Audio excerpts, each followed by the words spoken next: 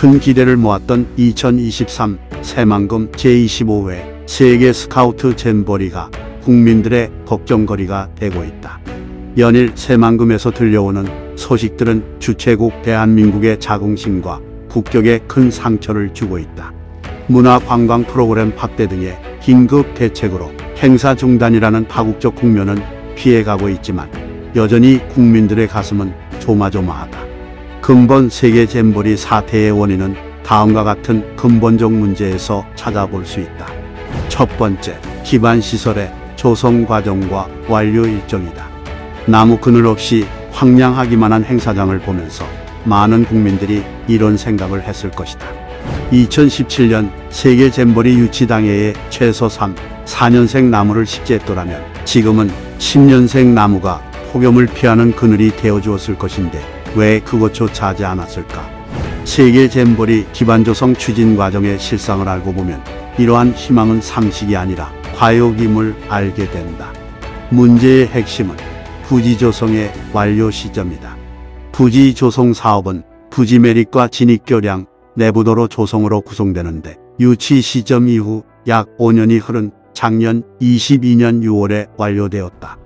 행사 시작만 1년 전에야 겨우 부지 조성 사업이 끝난 것이다.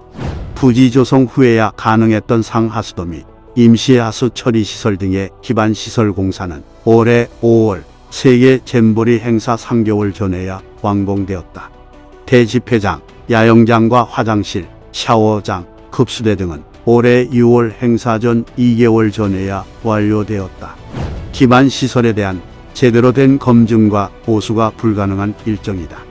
코로나 기간의 특수성을 감안하더라도 세계 170여 개국 4만 5천여 명이 모이는 국제행사 기반조성의 일정으로 보기에는 지극히 비상식적이다.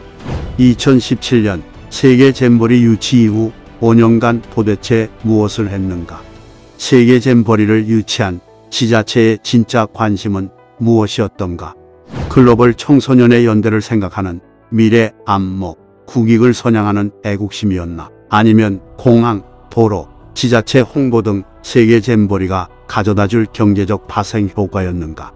두 번째, 전문성의 결여이다. 지금은 캠핑과 야영이 트렌드인 시대이다. 대다수 국민들은 새만금에 펼쳐진 야영장의 풍경을 보며 자문했을 것이다. 2023년 대한민국에서 진행되는 행사가 맞는가? 디테일로 들어가 보자. 고도의 전문성이 아니라도 캠핑을 한두 번 다녀온 사람이면 알 수 있는 기초적인 체크리스트에서부터 문제가 나타난다. 데크, 타프 등이 그것이다. 먼저 데크이다. 텐트를 치기 전에 지면의 열과 습기, 뱀과 같은 유해 동물로부터 보호하기 위해 텐트 아래에 설치하는 데크부터가 문제이다. 데크는 방부목 또는 합성 목재를 사용한다. 그런데 행사에서 사용된 데크는 공사용품 적재나 화물 운반 시 지게 차용으로 사용되는 펠럿이었다. 그것도 여러 개의 펠럿을 연결해서 데크로 활용하게 한 것이다. 야영 전문가로서는 상상조차 못할 일이다. 주최 측은 행사 전에 텐트 수에 맞게끔 지면에서 1m 이상의 높이로 고정용 데크를 설치해 놓았어야 한다. 이것은 야영 운영의 기본이다. 다음은 타프이다. 쉽게 말하면 태양열과 빛을 차단하는 그늘막이다. 하계 야영의 필수품이다. 각 텐트마다 설치하여야 한다. 그런데 타프가 보이지 않는다. 특이한 풍경 하나가 또 있다. 영내 물품 이동용 캐리어이다.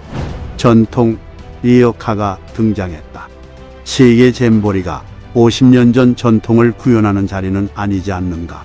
요즘 젊은이들이 사용하는 캠핑용 카트를 구경도 하지 못한 사람의 작품이다.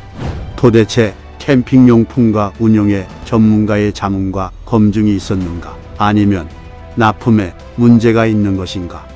행사 마무리 후에 반드시 확인할 사안이다. 세 번째는 탁상 행정이다.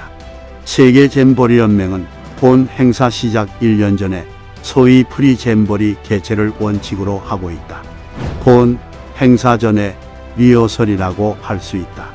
각종 시설과 설비가 완전히 갖춰진 상황에서 프로그램을 운영하면서 전체적인 운영 시스템을 검증하고 드러난 문제점을 피드백을 통해 보완하는 데 그 취지가 있다.